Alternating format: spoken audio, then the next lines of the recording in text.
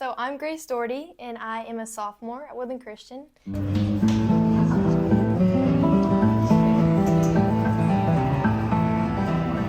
I take animal anatomy in FFA, and I choose to show steers because I grew up around cattle, and like my sister started showing steers first, and I really liked it, like what she was doing, and I was kind of out in the barn with her.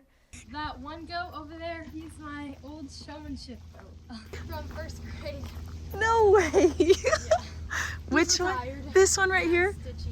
I have a breeder, his name's John Gladman, and at the beginning of each year, I go to him with like a goal, and he kind of like tries to find a steer that fits my goal and my budget too. And so he went out and like kind of gave us some options, and then like my dad and I like will look through them and we kind of choose one that like we think would fit like what we want. This year I said, oh, I want like an AOC steer that like I can kind of show at jackpots maybe, and like my angle being CYE. California Youth Ag Expo, it's in Tulare. It's at the end of August. So his name is Hank Jr. because I had a Hank Sr. last year, and they're very much like they're the same thing. Like I think it's Hank all over again, but he's sending us signs. Yeah. You can't get rid of him. Come on, Hank. I think I got him like less than 2 weeks ago, and I'm already attached. Most steers, like when you get them, you have to halter break them, and that starts like you put the halter on them and you tie them up, and you kind of just brush them, you pet them, like they get used to you and being around people, and then you kind of start to walk them a little bit, and that gets a little crazy sometimes.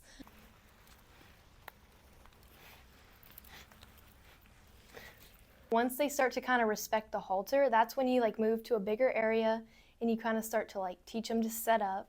You introduce the show stick. So this is him like set up. He's got his back feet set and he just walked right into it. And then you scratch him to keep him calm and in this position. And then you get his tail too. I usually like to get his tail because sometimes he likes to just hold it up naturally. You want this, they call it the off show side back. You want it a little bit forward, and that one stays back so it's kind of open down here. And then his front feet, you want them like that. Sometimes they get too wide and they take a weird step, or like they get too narrow. If like a foot were to be too back, like I could just pull it forward with this show stick. His foot was all the way back here, and we're walking, he would like move his foot to right here. They're pretty smart. It's so cool. We also do something called loining, and you go up here, and there we go. That's a spot. See how he did that? He kind of moved. Like we get their ears because it just like, they makes them look like they have more ring presence too. Like sometimes he does it, sometimes he doesn't.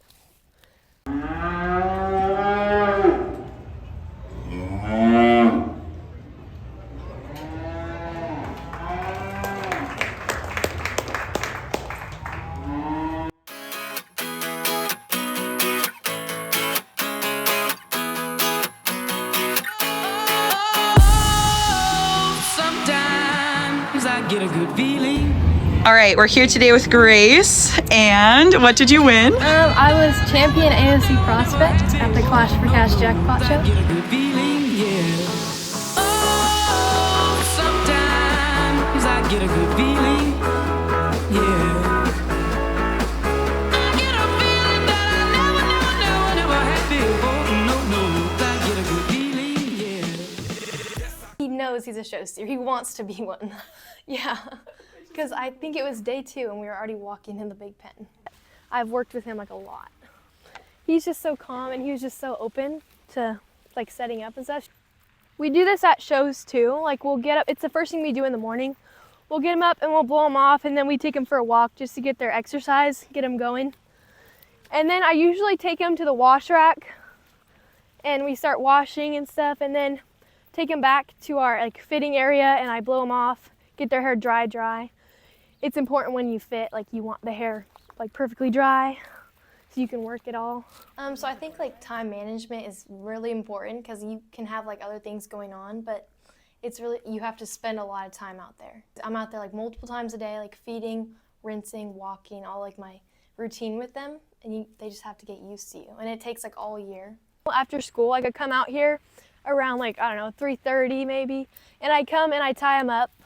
And they can just stand for a while because they have to get used to that at the shows. They're up on their feet a lot. Usually walk them around before it gets dark because it's gotten so dark lately.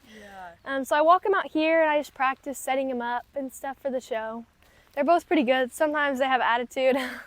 It's not a good day, and like it's hard too when it's like windy and like rainy because it'll get muddy in there. I keep him inside too when it's raining because I don't want him to get dandruff.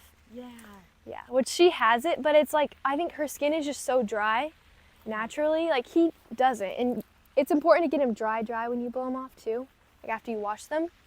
She just has super dry skin, and like you do things to treat that. Use Head and Shoulders actually, Really? like regular Okay. human shampoo. Yeah.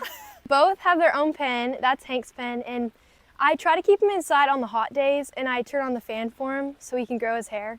And then at night, I'll come out here and I let them both out onto a run so they get exercise. In the summer, I'm probably letting him out around like 9:30 to 10 at night. I come out here so it's dark and cooler. And then I try to get up early in the morning and let them back into the pen with the fan on because hair is really important for the fair, and that's hard to grow in the summer. Hank, I just open this for him, like he can, and it's actually kind of funny, I keep these clips on here, like on this gate, because they know how to open it sometimes. Like I had steers in the past that would open this, like because they just push it up with their nose and they figured out how to open it. I've had them get out before. They don't go too far. I had one, Hank Sr. though, he traveled all the way, I followed his hoof prints one day. He like went all the way around my house, on my front lawn, into our ditch over there in the orchards, and then he ended up back here because he was hungry. Oh, our goats are out here. But yeah, then I'll open this gate and my heifer usually goes in here, out in this pen. And then I like connect these two, and Hank gets this whole run and like these inside pens. So when it's raining, like if it starts raining in the middle of the night, he can go inside. Oh, that's nice. Yes, oh, my goat's gonna start coming over here. Oh, yeah. But yeah, that's, uh-oh. Oh yeah, he's got a little bit. And sometimes like when he hasn't been on the run for a while, it's kind of funny, he gets excited and he'll like start running and kicking his legs out there after a show. But sometimes he's also like really tired after a show, so he'll just like lay right down. Yeah. Okay, so I like to weigh out my feed too, because they get a certain amount, like 6 pounds. He gets 6 pounds of this feed throttled up. And it's important to weigh it because not every scoop's the same. Like my breeder always says, like my scoop's different from your scoop.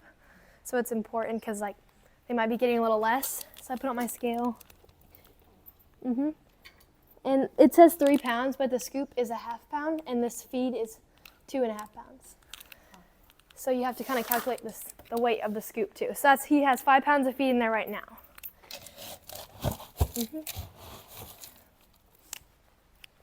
And then that's probably a little too much. Yep, it says 1.5 and the scoop's ½ pound, so 1. That's 6 pounds of feed. Yeah, he eats a lot. So that's 12 pounds a day. And like the ration too, like we'll bump it up a little bit too. And if he's like loose, like his stool is loose, then we like add some of this pre-con too, which he's not right now, but it kind of balances his stomach out too. It's like fiber. And then I add a little bit of this stuff. It's like for his tummy. It's kind of like, it helps their like stomach. You know, if that makes sense. Yeah, like so they don't get kind of bloated and stuff. Like a healthy gut.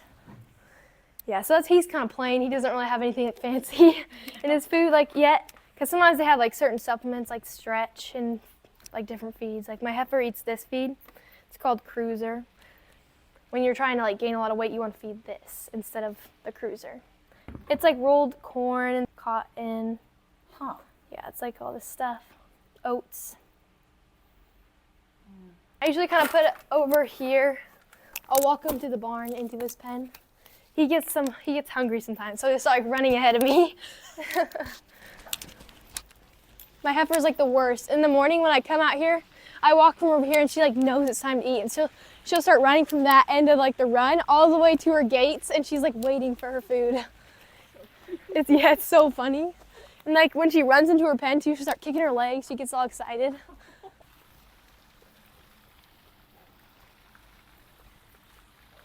Sometimes he has a little bit of an attitude. I had to deal with that.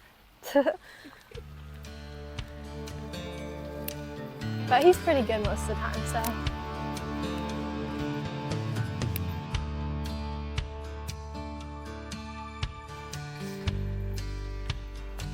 Like, see, he's getting excited because he knows. He's hungry.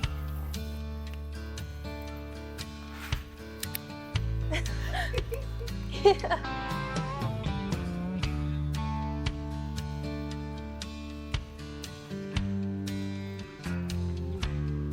And then I'll throw him some hay outside in the trough too, and he'll probably go finish that after he eats his grain, because they always like their grain better than their hay.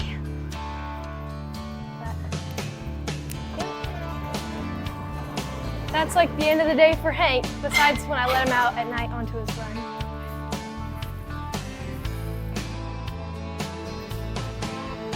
Yeah, and then I just like him some hay, which is in here.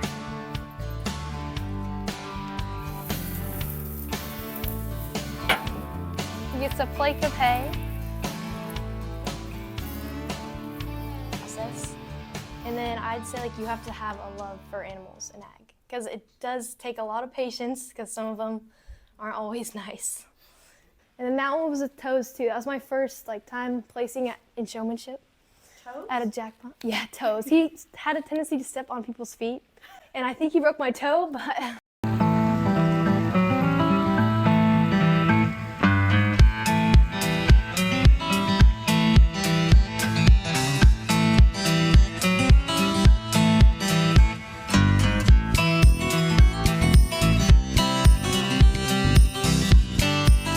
And then this is my scale too.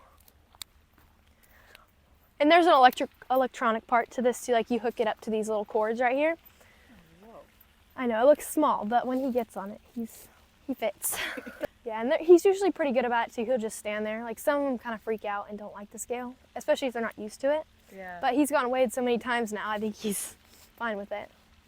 But And then where's the little reader? Or like, how do you know how much?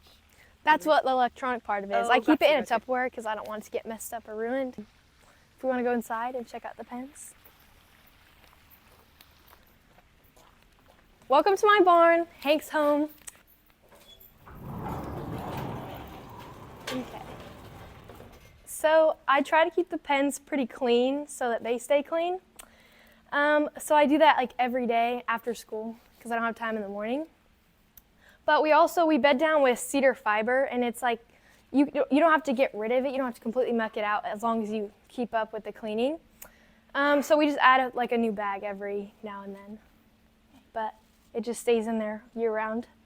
In the summer too, we bring in a porta-cool and put it right here so it's even cooler. Because sometimes it gets a little hot in here when the door closes and stuff. For sure. But he enjoys the porta-cool. Yeah, this is my heifer's pen, Shabuzi. It's the same thing. But, oh, they're looking at us. Like, what are you doing? Yeah, so she's an embryo calf, and that's like, it's like you already buy an egg, basically. It's like 7 days old, and then you just use another cow, and it's like a surrogate type thing. Yeah. And you put that into that cow. So it's not actually her baby, but she treats it like hers. Yeah, so that's what, we put those in last year. I think we put 3 and 2 took. So we have her sister out in the hills. So it's pretty cool to have something that's raised by us and show it at Jackpot. And my dad and I, we knew we wanted to put some sort of Angus in, and you just kind of do what's popular right now. So she's a 24 carat. Oh. I know, they have all weird names. Like, he's a knock-knock. Like, it's like she's like pure Angus. And he's like a mix of a lot of stuff. That's how you make him look like that and not. And that's why he has so much hair too, is because like certain breeds that are mixed in, it's just, they have that kind of genetics already. If you want to go in my tack room too, I keep all my stuff in here. Yeah, it's like all my halters, my rakes, buckets, stuff like that, and my tack box for the show. And then I keep track of things in here too. I have whiteboards and I write my upcoming shows, their rations, which those change too. Like I send videos to my breeder and he sees them a lot. Like, so he'll say like, oh, I don't think Hank's eating enough, so I think I want him to eat 7 pounds instead of 6. Barn chores, not my favorite, but. And then prolate, that's important to do after shows because you never know what other people's animals have. Like they could have lice, and that's like you want to keep your hair fresh and like you don't want like ringworm spots. So it's important to do that after a show so you can kill all that kind of fungus that they could have. And then weighing, that's not as important in jackpot season because I go to so many shows and I'm like constantly like know what he's weighing in at, and he does gain a lot between those shows. But during the summer, like before the fair, it's important to weigh them. Like I weigh them like weekly because you want to keep track of their gain and if they're gaining enough. It's like I set a weight goal for the end of the year, and that's between like 1,350 and 1,400 pounds. So yeah, you try to feed him to get him to that goal. I weighed him, I think, that's Sunday, and he was 749 pounds. And I think our scale, it's out there. I think the scale was weighing a little heavy, so he's probably like 5 pounds under that. I like really love it, and I've gotten to like know a lot of different animals and like personalities. Yeah. They're all different, so it's like really fun to get to know each one. I have like 4 animals in my barn right now, and they're all different personalities. So like, I'm different with each one of them. And then are all these your? Yes, but awards? they're all different animals. Dang. Yeah, that was Hank Sr. That's my first Supreme Champion banner from a jackpot. Was that last year? Yeah. Yep. Hank Jr. got his name from Hank Sr. Carrying on the legend. That's Hank Jr.'s banner. That one too, and these ones. And then what other animals have you done? So that one's my sister's banner, and she's stopped showing now because she's aged out. But she won showmanship at Yolo County Fair. That's also hers. And then that one is Hank Jr.'s. That one's the Reserve FFA Cattle Showman. That's mine from when I was with Ted.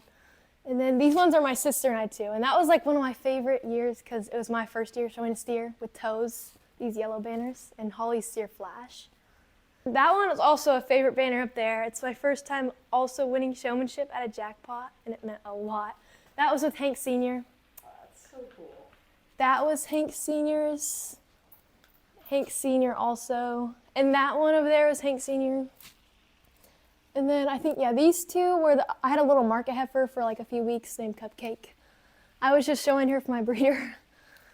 And then that one's Ted. That's May May. That one's my sister's Steer Flash. And then I was reserved to her with toes. So it was such a fun year. That's and then cool. that's from Mouse. She just won it this year. She was champion female. Aww. And then that's Ted, and that's Ted. Ted? Yes, Ted. I took him to State Fair, and I think, was it 2023, I think? Yeah. And he was the Reserve Supreme at State Fair. Dang. He was a really big steer. I think he weighed in around like over 1,400 pounds. But that's empty too, so full he probably would have been over 1,500 pounds. Full like you.